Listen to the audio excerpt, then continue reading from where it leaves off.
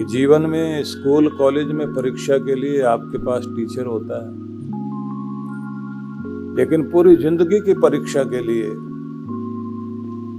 जीवन की ठोकरें परीक्षा लेती हैं, पर गाइड की जरूरत हर किसी को पड़ती है। भटकाने वाले, भरमाने वाले और गलत राय देने वाले चारों तरफ हैं। ऐसे में कहा जाता है कि व्यक्ति हर दिन अपने मूल से जुड़ा रहे, भगवान से कहें कि मुझे भटकने से बचाना। दूसरा आवश्यक होता है कि अपने गुरु की शक्ति से जुड़ा रहे। गुरु की शक्ति से जब आप जुड़े रहते हैं तो गुरु आपको दो चीजों पर विशेष बल देकर सिखाते हैं। एक तो अनुशासित और व्यवस्थित जिंदगी जीना शुरू करें, मर्यादा में रहकर जीवन को चलाएं। अनुशासित होने का मतलब यह है कि आप खुद की शक्तियों का सही उपयोग करें। जिनके पास अनुशासन है वही शक्ति वाले हैं, चाहे फौज हो, आर्मी फोर्स हो या पुलिस फोर्स। डिसिप्लिन ही उनकी सबसे बड़ी पावर है। और जहां पावर नहीं है, भीड़ है, भीड़ के पास अनुशासन नहीं है, इसलिए उनकी कोई ताकत भी नहीं है। अगर अपने जीवन में ताकत बनानी है तो सबसे पहले अनुशासित होना पड़ेगा। कुछ नियम बनाने पड़ेंगे, कुछ सिद्धांत बनाने पड़ेंगे, कुछ मर्यादा बनानी पड़ेगी, कुछ सीमाएं बनानी पड़ेगी, जीवन की दिशा निर्धारित करनी पड़ेगी। तो जो अनुशासन देता है वो गुरु है, जो मर्यादा में रखता है वो गुरु है, जो आपको जीने के लिए भीतर से प्रेरणा देता है वो गुरु है, और जो आपको आपके सपने पूरे करने के लिए निरंतर आशीर्वाद देता है उसी का नाम सदगुरु। इसकी आवश्यकता हर किसी को है।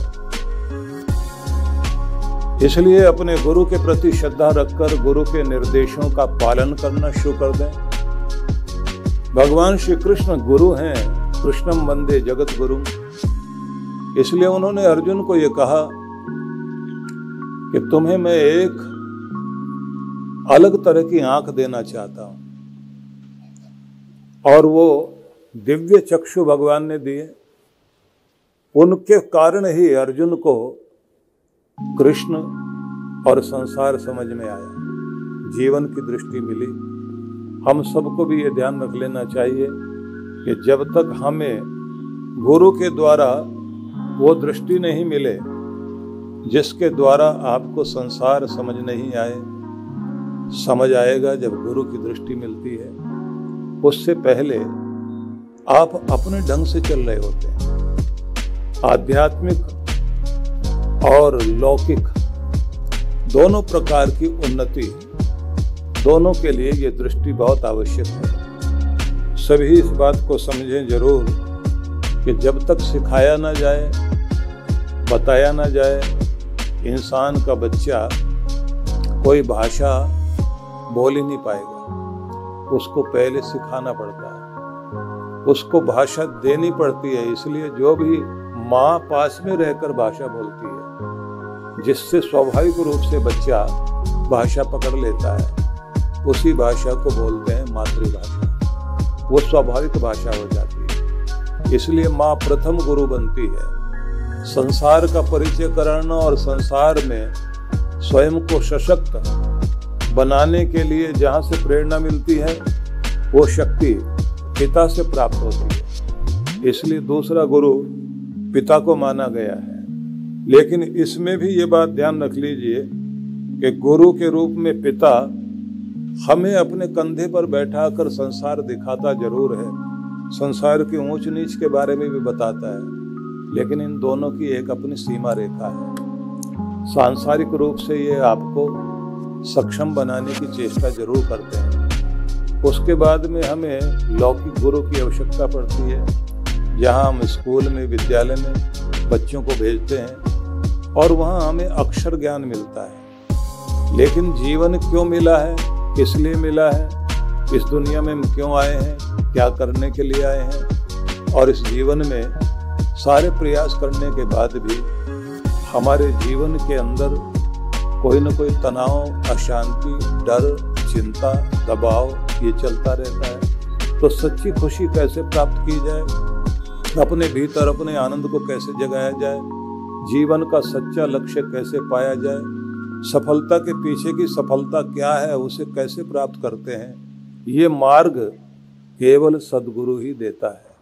और जब ये मार्ग मिलता है तो हमारे भीतर भले ही छोटे से घर में रहते हों, लेकिन आपका घर सुख और शांति से भरपूर हो जाए तो समझ लेना चाहिए सद्गुरु की कृपा जीवन में आ गई।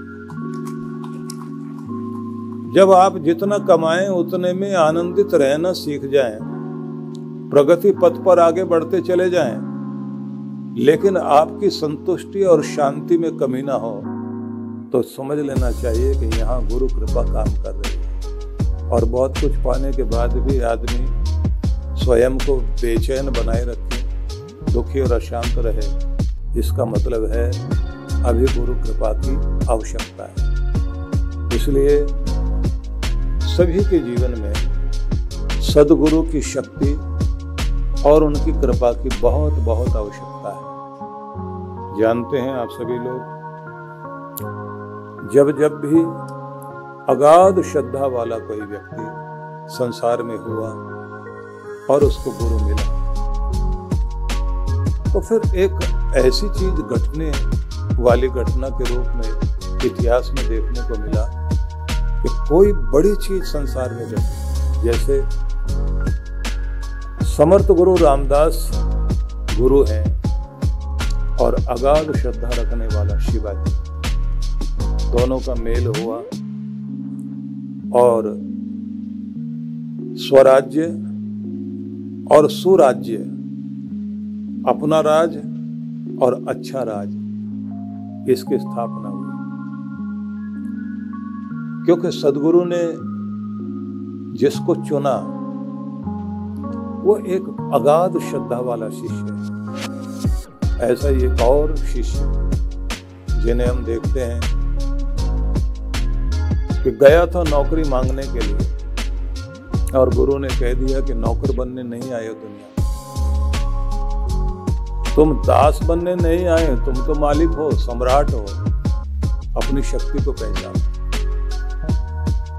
जो नौकरी मांगने गया था उसका नाम था नरेंद्र और बाद में रूप बदल गया, वही स्वामी विवेकानंद के नाम से प्रसिद्ध हुआ। एक महान शिष्य और गुरु मिल गए, ठाकुर रामकृष्ण देव। इसी तरह से जंगल में धनुष बाण की प्रैक्टिस करता हुआ एक युवक जिसको गुरु के रूप में मिले चाणक्य, युवक था चंद्रगुप्त। और फिर देखते हैं कि भारत का इतिहास बदला।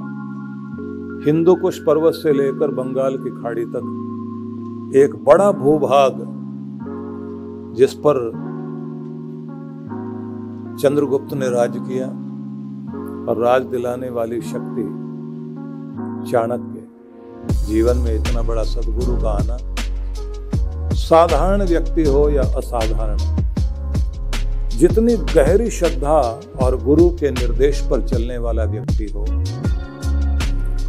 निश्चित रूप से जीवन में क्रांति घटित जरूर होती है।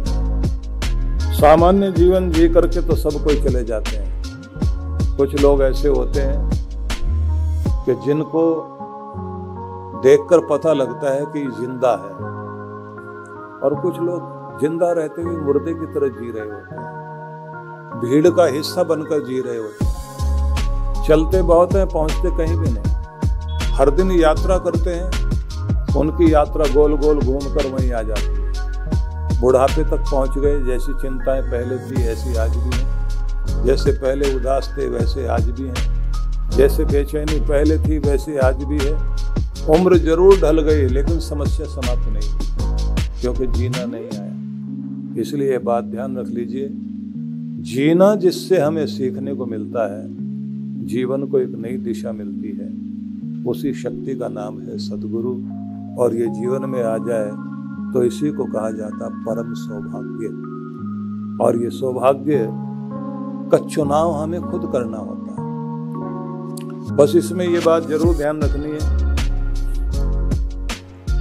कि नियम वाले बन जाएं, अनुशासन वाले बन जाएं, योजनाबद्ध तरीके से जीवन को जीने वाले बन जाएं, व्यवस्थित होना सीखें। जब तक आप व्यवस्थित नहीं होते, गुरु कृपा काम नहीं करेगी। तो आपके सोने जागने का नियम बन जाना चाहिए। उठने जागने का नियम बन गया, खाने पीने का भी नियम बन जाए,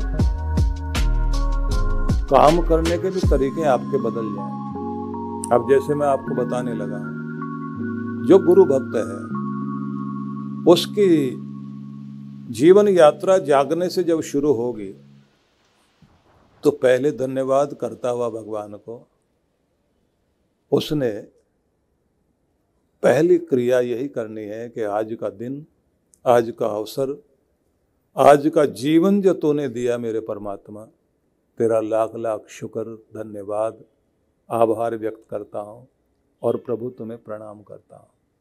तेरे नाम से आज के दिन को शुरू करता हूँ। मेरा दिन यादगार बन जाए, अपने दिन को इतिहास बना लो, मुझे आशीर्वाद दे। तुम्हें प्रणाम प्रणाम प्रणाम प्रभु, तुम्हारे इस प्यारे नाम के साथ आज की जीवन यात्रा शुरू कर रहा हूँ। इस प्रार्थना से शुरुआत होनी चाहिए। शुरुआत इस बात की भी होनी चाहिए कि जीवन की बहुत बहुत आवश्यकताएं हैं, जीवन में मुझे बहुत कुछ चाहिए, लेकिन पहले कौन? पहले मुझे मेरा भगवान चाहिए। मेरे लिए बहुत सारी चीज़ें महत्वपूर्ण हैं, अति महत्वपूर्ण हैं, लेकिन जो भी अति से भी अति महत्वपूर्ण है वो पहले नंबर पर अगर कोई है तो मेरा भगवान, बाद में सारी दुनिया, बाद में सारा संसार, बाद में सारी चीज़ें। और जैसे ही आप ये कहेंगे प्रथम मेरी मांग भगवान है, तो जब आपके लिए भगवान पहले है तो भगवान के लिए भी आप पहले नंबर पर ही आएंगे।